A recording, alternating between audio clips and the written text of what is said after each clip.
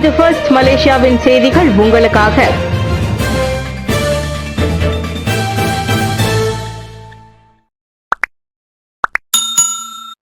சிரம்பானில் தோல் சாவடியில் அமோனியா வாயு கசிவு, கட்டண வசூலிப்பாளர் பாதுகாவலர் மருத்துவமனையில் அனுமதி.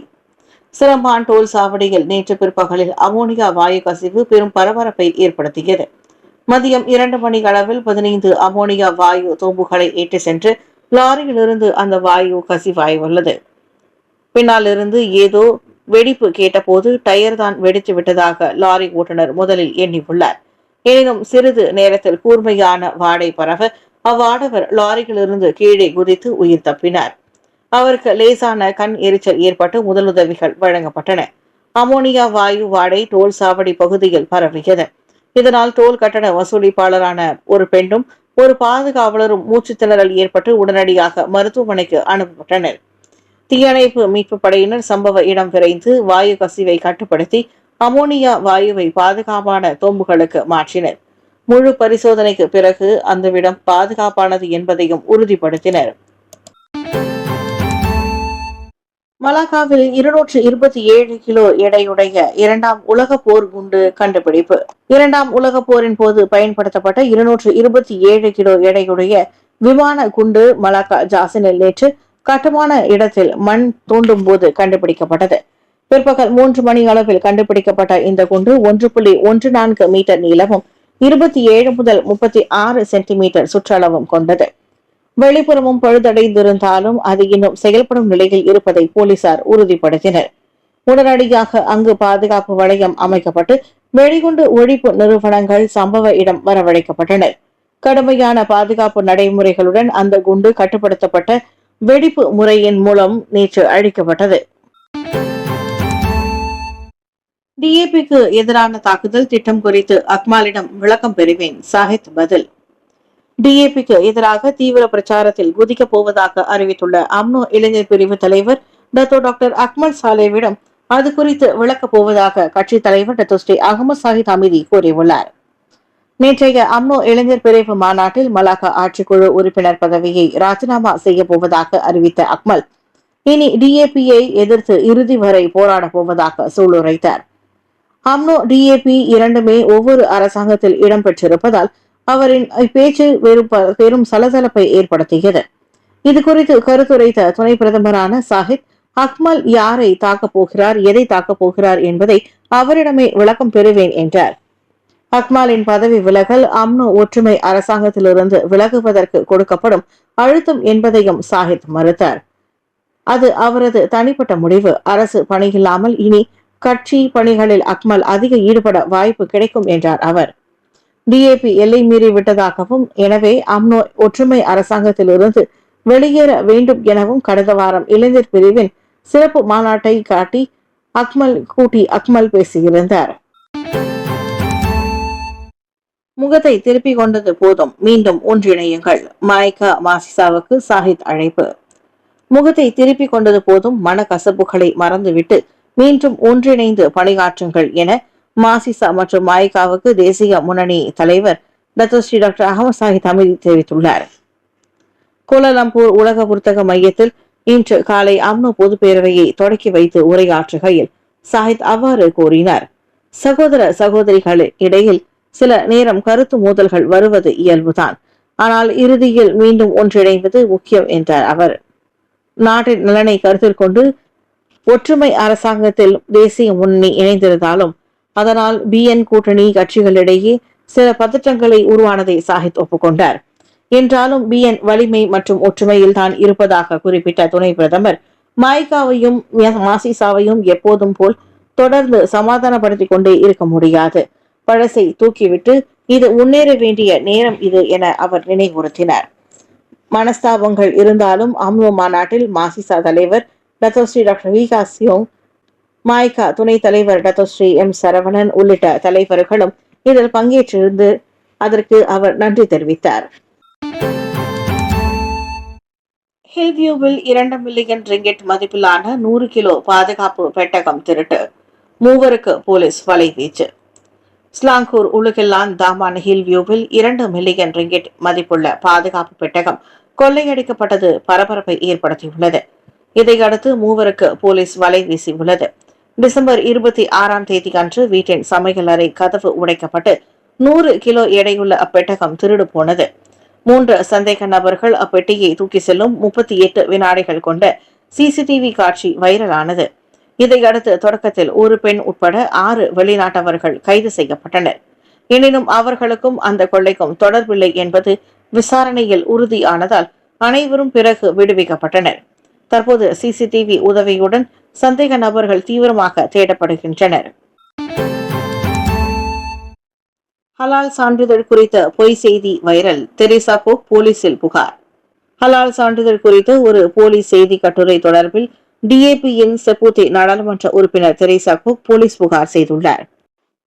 பன்றிகளுக்கும் ஹலால் சான்றிதழ் வழங்கலாம் என தெரேசா கூறியதாக அக்கட்டுரை குறிப்பிட்டுள்ளது. எனினும் அது முழுக்க முழுக்க பொய் என்றும் தாம் ஒருபோதும் அதுபோன்ற கருத்தை வெளியிடவில்லை என்றும் போலீசில் புகாரில் தெரிவித்துள்ளார். இணையத்தில் உள்ளூர் ஊடக தலைப்புகளை போல மாற்றி அமைக்கப்பட்ட அப்போலி பதிவு மக்களை தவறாக வழிநடத்தி மத உணர்வுகளை தூண்டக்கூடும் எனவும் அவர் எச்சரித்தார். இத்தகவலை உருவாக்கி வைரலாக்கியவர்களை கண்டறிய போலீஸ் விசாரணை நடத்தி நடவடிக்கை எடுக்க வேண்டும் என்றும் தெரேசா வலியுறுத்தினார். மதம் மற்றும் அரசியல் தொடர்பான செய்திகளை பகிர்வதற்கு முன் மக்கள் உண்மையை சரிபார்க்க வேண்டும் என அவர் நினைவூட்டினார். இவ்வேளையில் விசாரணை தொடங்கியுள்ளதை போலீஸ் உறுதிப்படுத்தியுள்ளது. மனைவி மகள் கொலை. ஜொஹூர் பாருவில் மருத்துவர் மீது இன்று குற்றச்சாட்டு. ஜொஹூர் பாருவில் புத்தாண்டுக்கு முதல் நாள் இரவு மனைவி மற்றும் 4 வயது மகனை கொலை செய்ததாக 33 வயது மருத்துவர் மீது இன்று நீதிமன்றத்தில் குற்றம் சாட்டப்பட உள்ளது. மாவட்ட போலீஸ் அதனை உறுதிப்படுத்தியது. ஒரு கணக்காய்வாளராக 36 வயது அம்மாதவும் மகனும் பண்டார்டத்தோ ஆனில் உள்ள வீட்டில் கழுத்து மற்றும் முகத்தில் கடுமையான காயங்களுடன் இறந்து கிடந்தனர். சவ பரிசோதனையில் மனைவி மூச்சு திணறி இறந்ததும் குழந்தை மூச்சு அடைக்கப்பட்டு உயிரிழந்ததும் உறுதிப்படுத்தப்பட்டன. இரண்டிலுமே குற்ற செய்ய அம்சங்கள் இருந்துள்ளன. அதற்கு ஆதாரமாக போலீசார் கத்தி மற்றும் தலையணையை பறிமுதல் செய்துள்ளனர். சந்தேக நபர் ஜனவரி 3ஆம் தேதி கைது செய்யப்பட்டு 13 நாட்கள் காவலில் வைக்கப்பட்ட நிலையில் இன்று கொலை குற்றச்சாட்டை எதிர்கொள்கிறார். மரணத்திற்கு பின் தீர்ப்பு. ஊழல் வழக்கில் புக் முக்தார் விடுதலை. மனைவி மீதான வழக்கு தொடருகிறது. சபா கினபா தங்கான் நாடாளுமன்ற உறுப்பினர் Datuk Seri Bung Moktar Radin 2.8 million ringgit ஊழல் குற்றச்சாட்டிலிருந்து விடுவிக்கப்பட்டுள்ளார். உடல் நலக்குறைவால் அவர் உயிரிழந்த சுமார் 1.5 மாதங்களுக்கு பிறகு கோலாலம்பூர் செஷன்ஸ் நீதிமன்றம் இன்று அத்தீர்ப்பை வழங்கியது. ஃபெல்க்ராவின் நிர்வாகமற்ற தலைவராக இருந்த புக் முக்தார் பப்ளிக் மியூச்சுவல் அரங்காப்பு நிதியில் 150 மில்லியன் ரிங்கிட்டை முதலீடு செய்ய அந்நிறுவனம் ஒப்புதல் அளித்தது தொடர்பில் 3 ஊழல் குற்றச்சாட்டுகளை எதிர்நோக்கியிருந்தார்.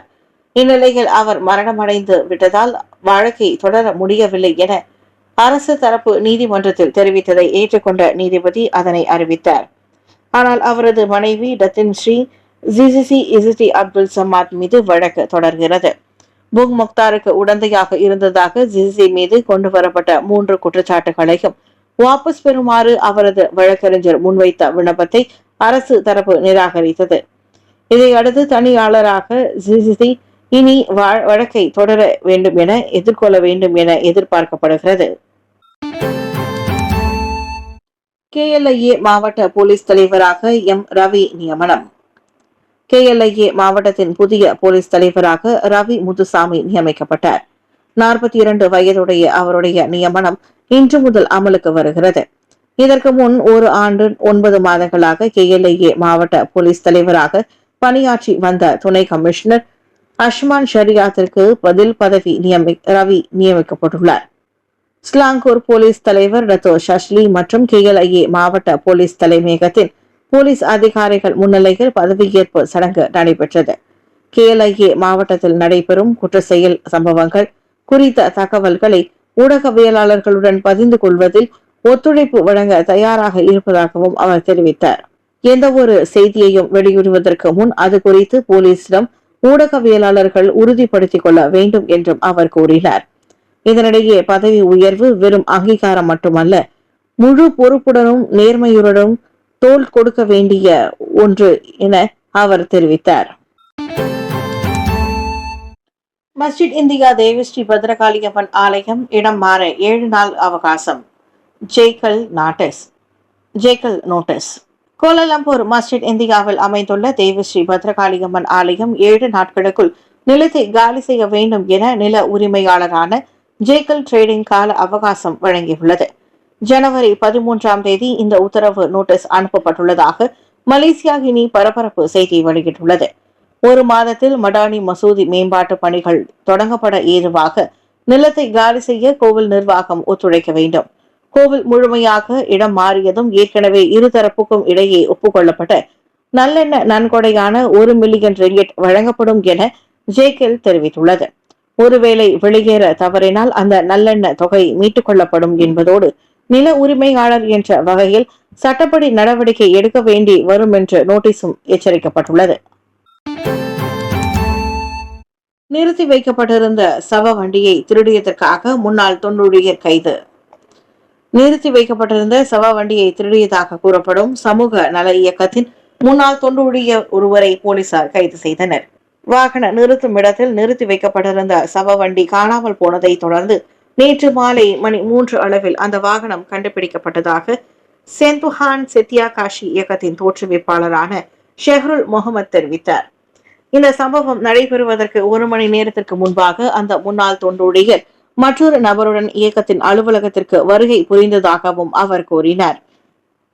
1 மணி நேரத்திற்கு பின்னர் தான் அந்த வேன் காணாமல் போனதை தாம் உணர்ந்ததாகவும் அதோடு 100 ரிங்கிட்டுக்கும் குறைவான சமூக நல நிதியம் காணவில்லை என்பதையும் அவர் உணர்ந்ததாக தெரிவித்தார். மனநல பாதிப்பை எதிர்நோக்கி இருந்ததாக நம்பப்படும் அந்த முன்னாள் தொண்டூழியர் அந்த இயக்கத்திலிருந்து நீக்கப்பட்டு விட்டதாகவும் ஷாருல் கூறினார். 2026 உலகக்கோப்பை 4 நாடுகளின் ரசிகர்களுக்கு தடை விதித்த அமெரிக்கா. 2026 உலகக்கோப்பை போட்டிகளை அமெரிக்காவில் நேரில் பார்க்க ஈரான், ஹயத்தி, செனகல் மற்றும் ஐவரி கோஸ்ட் ஆகிய நாடுகளை சேர்ந்த ரசிகர்களுக்கு அமெரிக்க அதிபர் டொனால்ட் ட்ரம்ப் தடை விதித்துள்ளார். இதில் ஈரான் மற்றும் ஹயத்தி நாடுகளுக்கு முழுமையான பயண தடை அமலில் உள்ளது. செனகல் மற்றும் ஐவரி கோஸ்ட் நாடுகள் பகுதி அளவிலான தடையின் கீழ் உள்ளன என்று அறிவிக்கப்பட்டுள்ளது. விளையாட்டு வீரர்கள், பயிற்சியாளர்கள் மற்றும் அவர்களது குடும்பத்தினருக்கு மட்டும் விலக்கு அளிக்கப்பட்டுள்ள நிலையில் ரசிகர்களுக்கு அனுமதி இல்லை என ட்ரம்ப் திட்டவட்டமாக தெரிவித்துள்ளார்.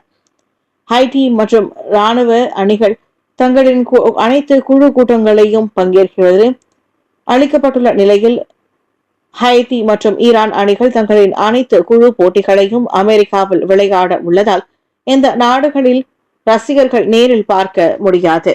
ஆனால் செனகல் மற்றும் ஐவரி கோஸ்ட் அணிகளின் போட்டிகள் கனடாவில் நடைபெற உள்ளதால் ரசிகர்கள் போட்டிகளை அங்கு சென்று நேரில் காணலாம்.